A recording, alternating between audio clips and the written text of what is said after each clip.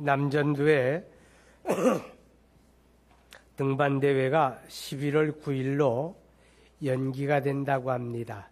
11월 9일 토요일 날로 연기가 되니까 다른 일정 잡지 마시고 협력해 주시기를 바랍니다.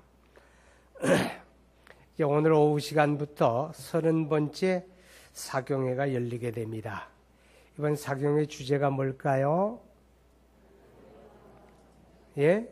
은혜를 더하는 방편. 그런데 어떤 분이 저거를 보면서 은혜를 더하는 남편 그렇게 읽었대요. 희한하다.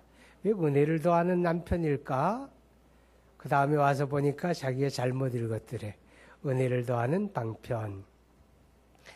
우리 여전도가 주최하지만 여러분 모두 잘 참석하셔서 우리의 믿음을 성장시키는 그런 기회가 되었으면 좋겠습니다.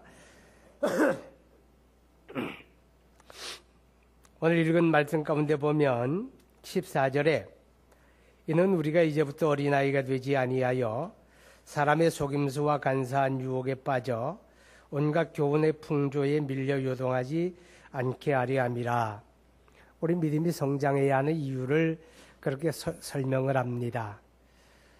제가 이제 작년 금년 들어서서 하나님 앞에서 많이 회개하고 있는 일 가운데 하나가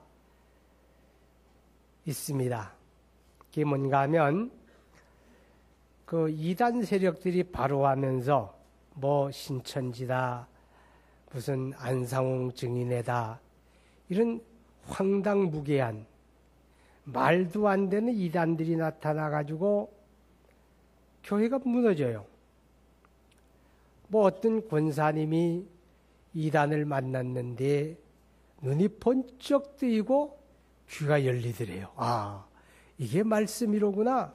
그래서 또 넘어가고 어떤 교회는 또 통째로 신천지에 넘어갔대요.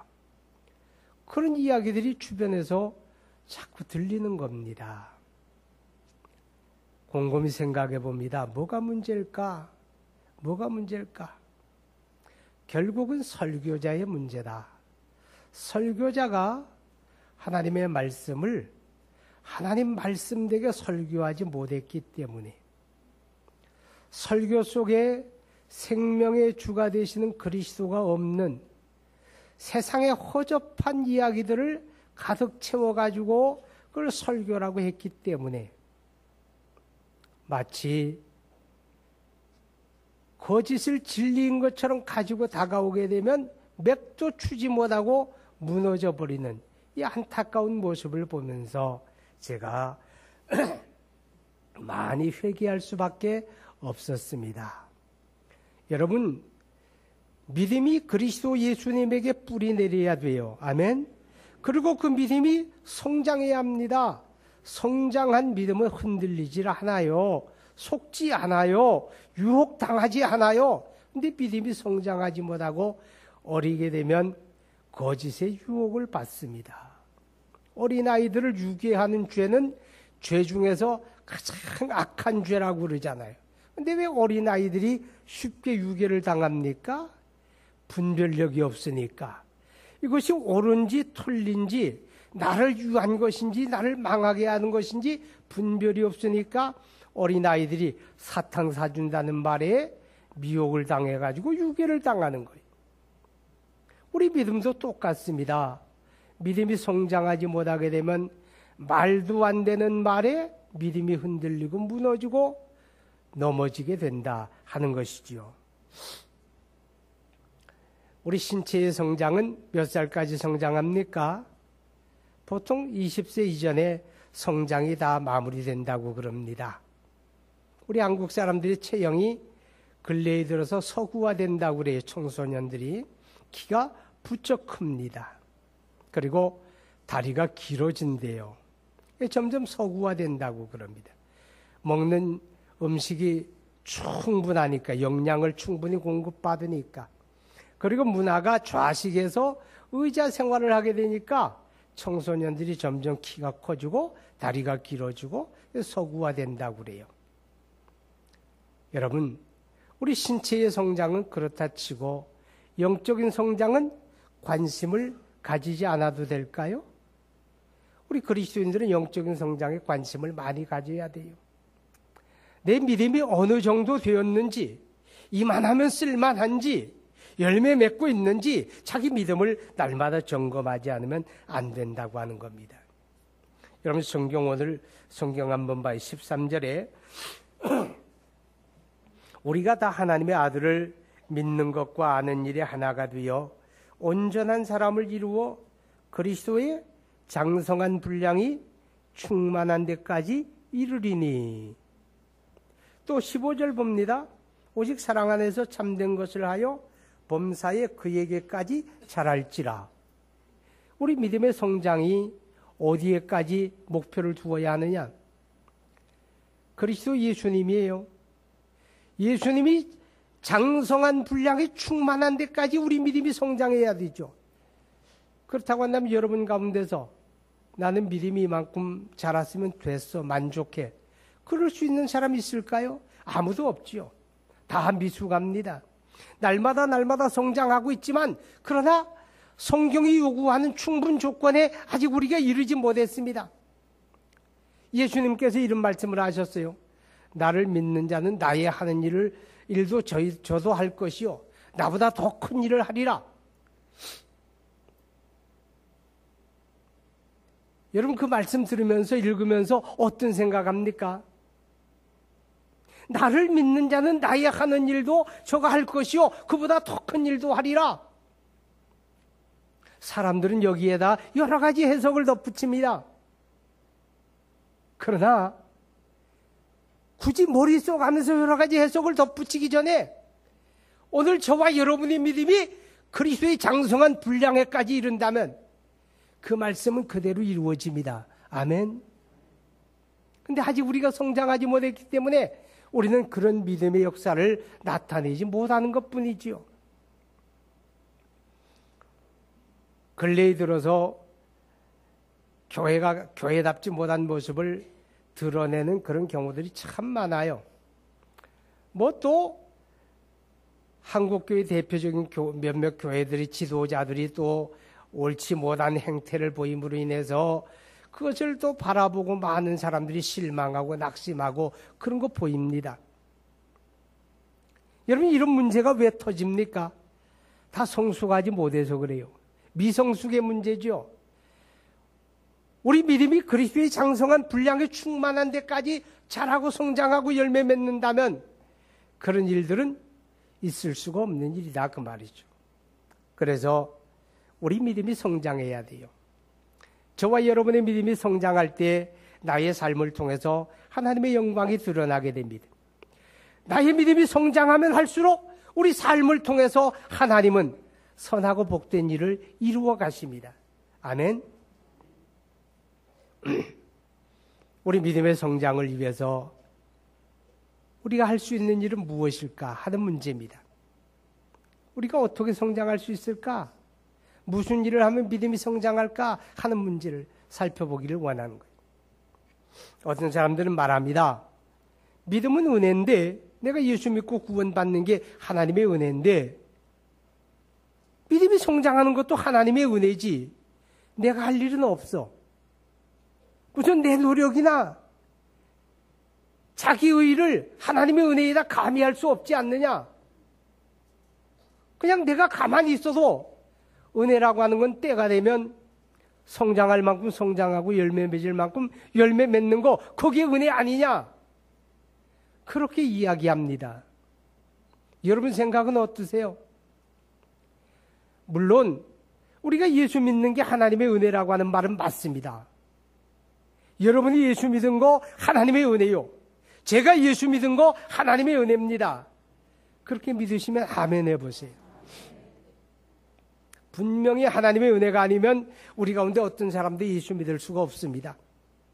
너희가 그 은혜를 인하여 믿음으로 말미암아 구원을 얻었으니 이것이 너희에게서 난 것이 아니요 하나님의 은혜다. 그렇게 말씀을 하잖아요.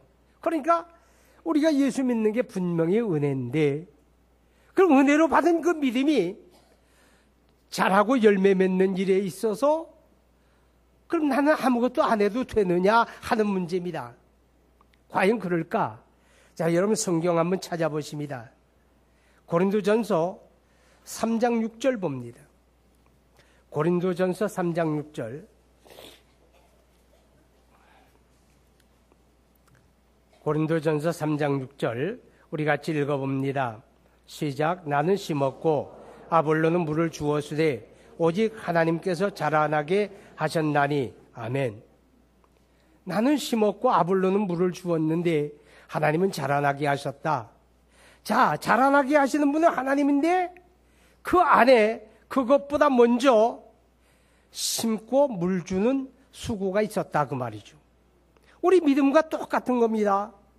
나는 가만히 있는데, 나는 아무것도 하지 않는데 때가 되면 저절로 믿음이 성장하는 게 아니라 내가 노력해야 될 부분이 있는 거예요.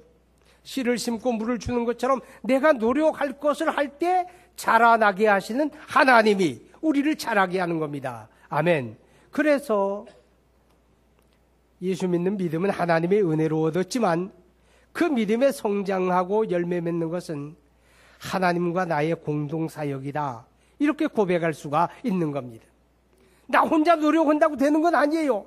나와 하나님이 공동사역해야 돼요. 그래야 믿음이 성장하고 열매를 맺게 되는 것입니다.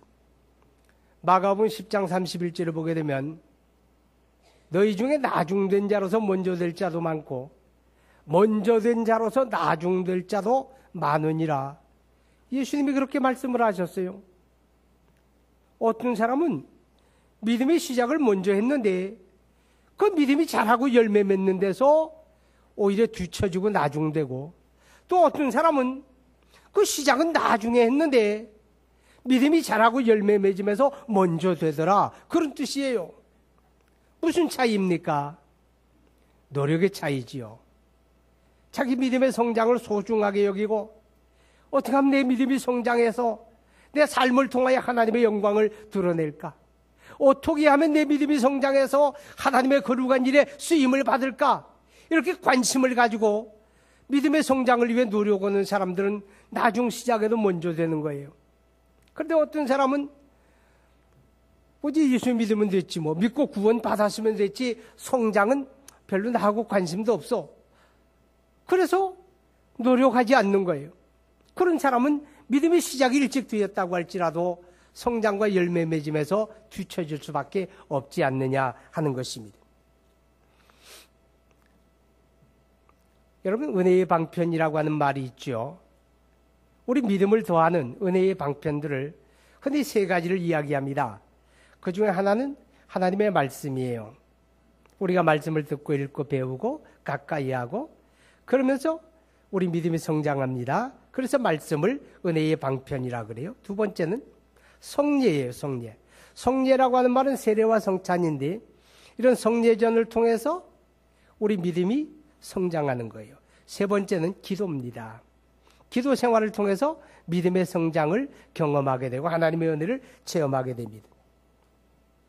저는 오늘 우리 믿음의 성장을 위해서 우리가 할 수 있는 일 가운데 이 본문 말씀을 중심으로 살펴보기를 원하는 것입니다. 자, 오늘 하나님의 말씀 가운데 우리가 깨닫는 것은 여러분 13절에 우리가 다 하나님의 아들을 믿는 것과 아는 일이 하나가 되어 온전한 사람을 이루어 그렇게 말합니다. 그리스도 예수를 알고 믿는 일이 하나가 되어야 한다 하는 겁니다. 이 말은 우리 믿음의 성장이 그리스도 예수 안에서 되어야 한다 그런 뜻이에요. 그리스도 예수 안에서 한 믿음으로 성장해 나가야 돼요. 그래야 건강한 교회가 되고 건강한 신앙이 되어진다 하는 것입니다.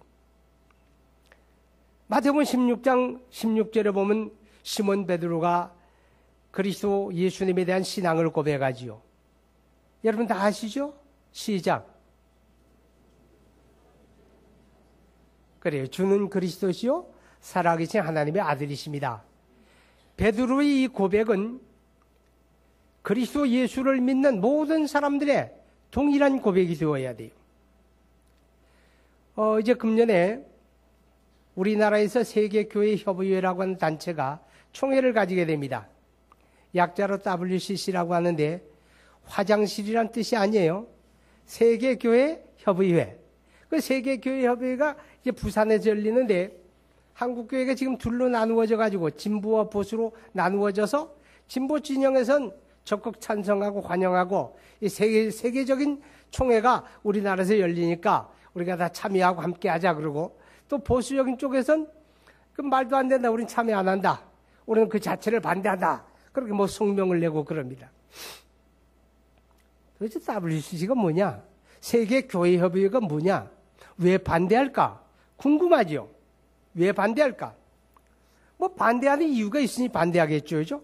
근데 반대하는 이유 가운데 가장 중요한 게 뭔가 하면 그리스도 예수를 믿는 믿음이 다르다는 거예요. 그리스도 예수를 믿는 믿음이 다르기 때문에 교회협의회라고 하는 이름으로 총회를 여는 자체를 반대하게 되는 거죠. 여러분, 우리는 세계에 있는 만국 교회가 하나의 교회다, 하나의 그리스도의 몸이다, 이렇게 고백합니다. 근데 그 하나라고 할 때 전제되는 게 있어요. 그 전제되는 게 뭔가 하면 그리스도 예수에 대한 신앙 고백이 같다는 뜻이에요. 주는 그리스도시요 살아계신 하나님의 아들이십니다. 예수님에게 대해서 이 신앙을 고백하는 가운데서 모든 교회는 하나다, 그런 뜻이에요. 그러니까 예수님을 믿는 믿음이 달라지게 되면 아무리 똑같은 교회 간판을 걸어도 같은 교회일 수가 없고 같은 예수님의 몸이 될 수가 없다, 그 말이죠. WC 같은 데서 이제 이렇게 고백하죠. 제가 전전에도 말씀을 드렸죠. 저 산 정상을 올라가는데 꼭대기에 올라가는 길은 다양하다, 그 말이죠. 어떤 길은 아주 각도가 경사진 이런 골짜기를 통해서 올라가고, 또 어떤 길은 굽이굽이 돌아서 빙글빙글 돌아서 완만하게 올라가고, 꼭대기를 가는데 같은 목적지를 가는데 올라가는 길은 다양하지 않느냐, 그런 이야기입니다. 그래서 무슨 말이냐, 모든 종교가 가진 목적은 다 같은데 다만 올라가는 방법이 다를 뿐이다.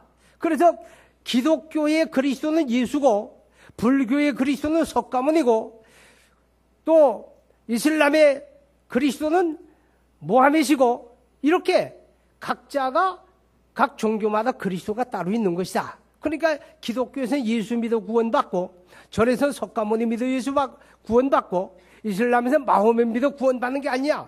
이게 다 같은 거다.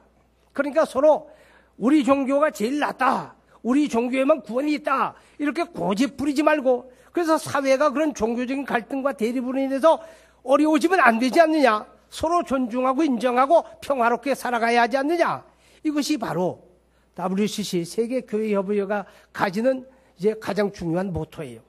그래서 우리가 왜 반대하느냐, 반대하는 이유는 바로 예수님에 대한 신앙 고백이 다르기 때문이에요. 성경은 뭘 가르친가? 천하 인간의 구원을 얻을 만한 다른 이름을 우리에게 주신 일이 있다? 없다. 오직 주 예수를 믿으라. 그리하면 너와 내 집이 구원을 얻으리라. 왜냐? 그분만이 하나님의 아들이시요, 그분만이 우리의 죄를 대속하기 위하여 십자가에 피 흘려 죽으셨기 때문에, 할렐루야. 그래서 오직 예수님만이 구원의 주님이시다. 이 일치된 믿음 안에서 우리 믿음이 성장해야 하는 거예요. 이것을 벗어나서 다른 것을 통해서 성장한다, 그럼 바른 게 안 돼요. 거룩한 열매를 맺을 수가 없죠. 자, 그 다음에 오늘 본문의 말씀을 보면 15절에 오직 사랑 안에서 참된 것을 하여 범사에 그에게까지 잘할지라. 그는 머리니 곧 그리스도라. 오직 사랑 안에서, 그렇게 말하고 있습니다. 여러분,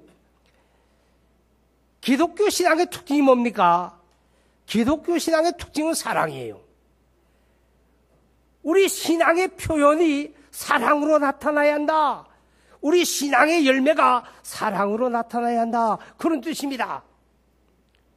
하나님이 우리를 사랑하신 그 사랑을 알고 우리는 그 사랑 안에 거하고, 그래서 그 사랑의 열매를 맺는 거, 이게 기독교 신앙이죠. 우리를 사랑한 하나님의 사랑을 우리가 알고 있습니까?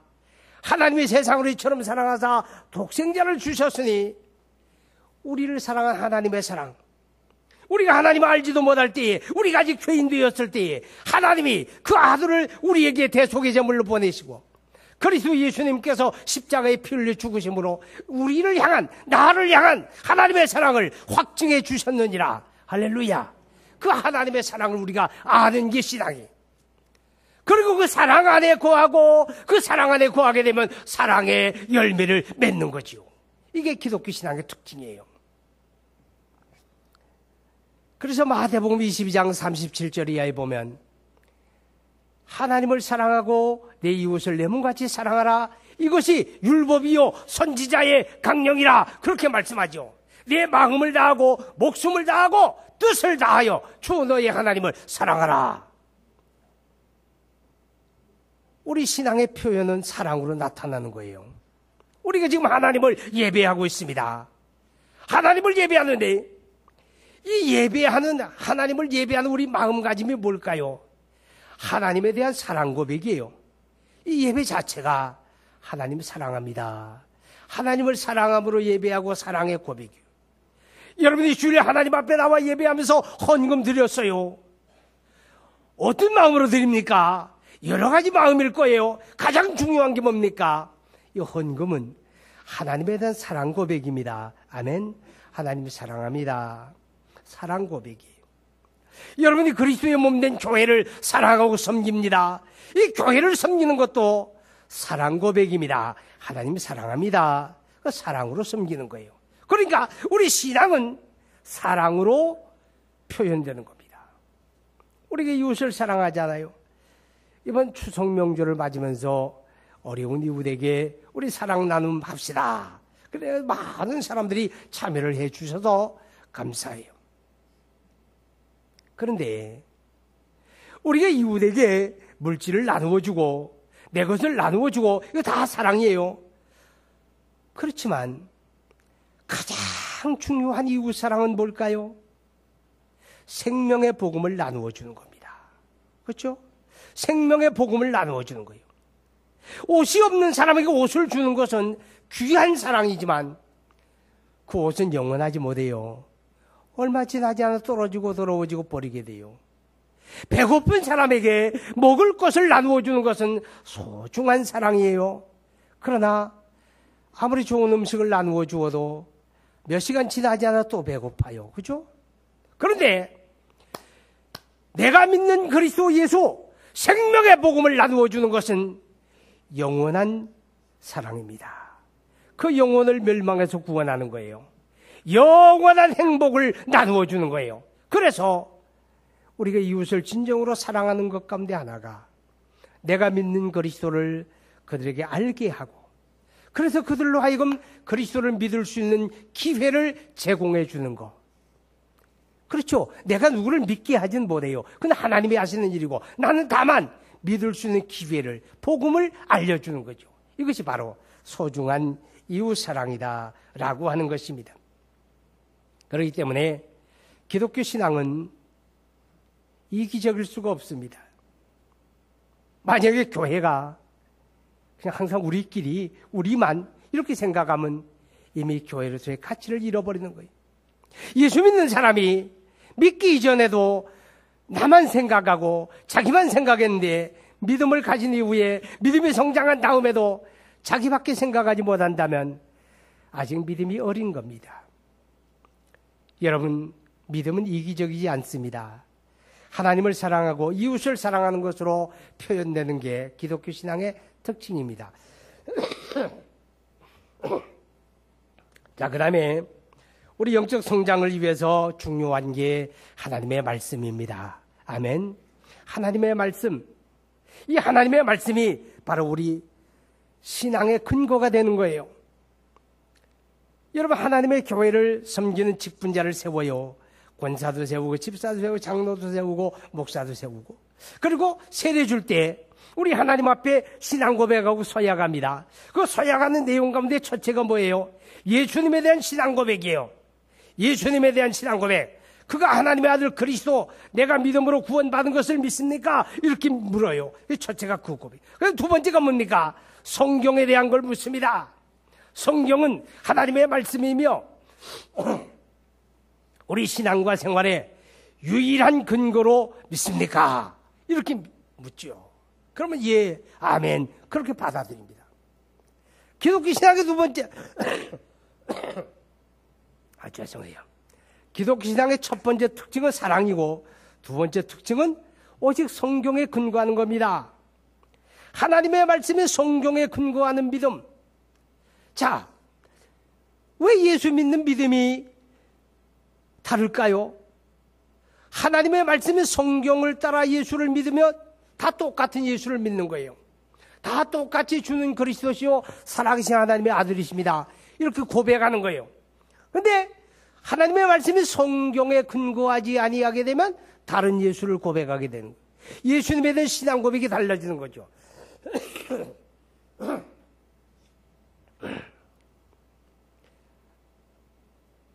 성경에 근거하지 않는 신앙은 기독교 신앙이 아닙니다.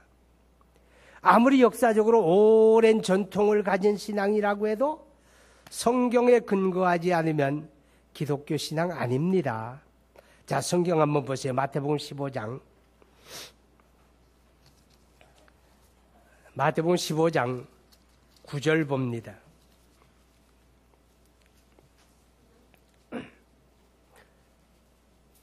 (15장 9절) 시작. 사람의 계명으로 교훈을 삼아 가르치니 나를 헛되이 경배하는도다. 자, 보세요.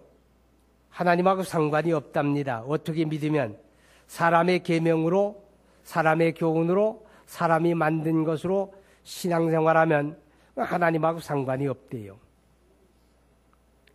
그럼 우리 신앙이 하나님과 관계가 되는 것은 하나님의 말씀에 근거하는 것밖에 없어요. 아멘. 하나님의 말씀에 근거한 신앙만이 진정한 신앙이죠. 여러분 성경 또 보세요. 고린도전서 4장 6절 봅니다. 고린도전서 4장 6절. 시작. 형제들아, 내가 너희를 위하여 이 일에 나와 아볼로를 들어서 본을 보였으니 이는 너희로 하여금 기록된 말씀 밖으로 넘어가지 말라 한 것을 우리에게서 배워 서로 대적하여 교만한 마음을 가지지 말게 하려 함이라. 자, 보세요. 기록된 말씀 밖으로 넘어가지 말라. 기록된 말씀 밖으로 넘어가지 말라. 하나님의 말씀. 저 뒤에 누가 오셨네요.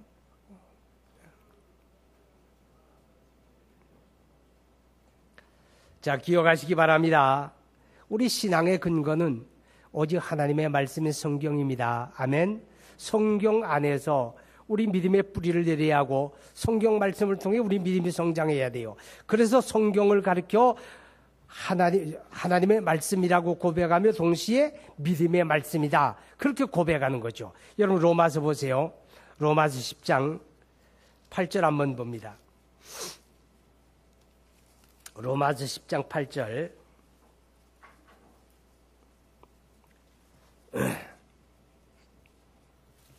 시작. 그러면 무엇을 말하느냐? 말씀이 내게 가까워 내 입에 있으며 내 마음에 있다 하였으니 곧 우리가 전파하는 믿음의 말씀이라. 자, 여기서 믿음의 말씀이다. 성경이 믿음의 말씀이다. 우리 믿음의 근거다. 우리 믿음의 토대다. 그런 뜻입니다. 아멘. 자, 그 다음에 17절 보세요. 17절 시작. 그러므로 믿음은 들음에서 나며 들음은 그리스도의 말씀으로 말미암느니라. 그러니까 하나님의 말씀은 성경이 믿음의 근거요. 그 말씀의 공급을 통해서 우리 믿음이 성장해 가는 거예요. 식물이 자랄 때 척박한 땅에 심겨진 식물하고 기름진 땅에 심겨진 식물하고 성장 정도가 다르고 열매 맺음이 다릅니다. 사람들이 얼마나 잔인한가 하면 소나무가 자라는 걸 가져다가 분재를 만들어요. 분재가 뭐예요? 성장을 억제하는 거예요. 자기 마음대로 나무를 비틀어가지고 못 살게 굴어가지고 10년, 20년, 30년 되었는데 조그마한 화분에다가 온갖 모양으로 만들어 놓고 그걸 바라보면서 뭐라 그래요? 멋있다, 아름답다 그래요. 사람 편에서 그런 거지. 소나무가 말을 한다면 뭐라고 할까요? 이 잔인한 인간들아, 이 못된 인간들아, 왜 나를 이렇게 괴롭히냐? 그렇게 말하지 않겠어요? 기름진 땅에 심겨진 나무는 잘 자라요. 열매를 맺어요. 신앙도 그렇습니다. 우리가 하나님의 말씀이 식물로 말하면 우리를 성장하게 하는 자양분입니다. 아멘. 그걸 날마다 공급받아야 믿음이 잘 자라서 열매를 풍성하게 맺는데, 공급받아야 될 하나님의 말씀의 자양분이 없는 거예요. 온갖 세상 것들은 다 받아들이는데 하나님의 말씀은 항상 그저 일주일에 한 번 들을까 말까 그래요. 그럼 성장하지 못하지요. 여러분, 마태복음 4장 4절을 보게 되면 예수님께서 광야에서 마귀에게 시험을 받을 때에 말씀하지요. 사람이 떡으로만 사는 게 아니요, 하나님의 말씀으로 산다. 아멘. 하나님의 말씀이 내 영혼의 자양분이다, 그 말이죠. 양식이거든요. 그 날마다 공급받아야 돼요. 여러분, 골로새 3장 한번 보세요. 골로새서 3장 16절 봅니다. 시작. 그리스도의 말씀이 너희 속에 풍성히 거하여 모든 지혜로 피차 가르치며 권면하고 시와 찬송과 신령한 노래를 부르며 감사하는 마음으로 하나님을 찬양하고. 자, 그 초두에 보게 되면 그리스도의 말씀이 너희 속에 풍성히 거하여. 오늘 저와 여러분의 속에 채워야 할 게 뭐냐? 하나님의 말씀을 채우라는 거죠. 그래야 믿음이 성장하는 겁니다. 사경회가 뭐예요? 하나님의 말씀을 집중적으로 배우는 기간입니다. 새벽에도 낮에도 저녁에도 집중적으로 하나님의 말씀을 공급받는 기간이거든요. 말씀으로 여러분의 속에 풍성하게 채우고 우리의 믿음이 성장해서 열매 맺는 그런 은혜의 기회가 되기를 바랍니다. 우리 믿음의 성장을 위해서 꼭 필요한 거 한 가지가 더 있습니다. 여러분, 본문 16절 보세요. 그에게서 온몸이 각 마디를 통하여 도움을 받음으로 연결되고 결합되어 각 지체의 분량대로 역사하여 그 몸을 자라게 하며 사랑 안에서 스스로 세우느니라. 이게 무슨 말씀일까요? 지금 교회를 가리키는 거예요. 교회는 이렇다는 거예요. 교회는 하나의 몸이고 그 몸은 다양한 지체들로 구성이 되어 있다. 그렇게 이야기하는 겁니다. 다시 말하면 저와 여러분의 믿음의 성장을 위해서 하나님의 말씀이 잘 공급되어야 하고, 또 하나는 교회 생활이 건강해야 합니다. 아멘. 교회 생활이 건강해야 돼요. 어떤 사람들은 교회를 부정합니다. 교회 소용없어. 내가 개인적으로 예수 열심히 믿으면 되지. 그럽니다. 그렇게 말하는 사람들의 심정을 충분히 공감해요. 이해가 갑니다. 왜냐하면 이 근래에 들어서 정말 교회가 교회된 모습을 보여주지 못하고, 교회 지도자들이 타락하고 탈선하고 못된 모습을 많이 보여주니까 참 믿음이 어린 사람들이 마음의 상처를 입고 교회를 부정하게 되는 거예요. 공감해요. 그렇지만 성장한 믿음은 그런 모습까지라도 받아들일 수 있어야 합니다. 아멘. 그런 모습까지라도 받아들이면서, 그렇기 때문에 나만이라도 말씀대로 믿어야지. 그렇기 때문에 나 하나만이라도 하나님의 영광 가리지 말아야지. 그걸 받아들이는 게 성장한 믿음이에요. 아멘. 그렇지만 우리가 교회를 부정하는 건 건강한 믿음이 아닙니다. 왜냐하면 교회는 선택사항이 아니거든요. 하나님이 나를 그리스도에게로 부르실 때 그리스도에게로 부르셨고, 동시에 그의 몸된 교회로 부르셨어요. 아멘. 교회로 부르신 거예요. 그래서 교회가 그리스도의 몸이고 우리 한 사람 한 사람은 그 몸을 이루어가는 거룩한 지체들이거든요. 이 거룩한 지체들인데 교회 생활이 건강해야 믿음이 잘 자랍니다. 그러니까 건강한 교회 생활이 뭐예요? 소속감이 분명한 거예요. 내가 화평교회 교인이 되었으면 화평교회에 대한 소속감이 분명해야 돼요. 그게 건강한 교회 생활이에요. 그럼 소속감이 뭡니까? 책임의식이죠. 교회가 하는 어떤 일, 어떤 사역에 대해서 자기 몫의 책임을 느끼는 거예요. 아, 내가 기도해야지. 교회가 이런 일을 한다는데 나도 참여해야지. 교회가 사경회를 한다는데 나도 참여해야지. 이렇게 책임의식을 가지는 게 소속감이에요. 소속감이 없는 사람들은 교회가 무슨 일을 하든 나하고 무슨 상관이야. 좋은 사람들 자기들끼리 하라고 그래. 소속감이 없는 거예요. 건강한 교회 생활 아닙니다. 두 번째로, 교회 생활이 건강한 사람은 서로 어울리고 교제하는 겁니다. 아멘.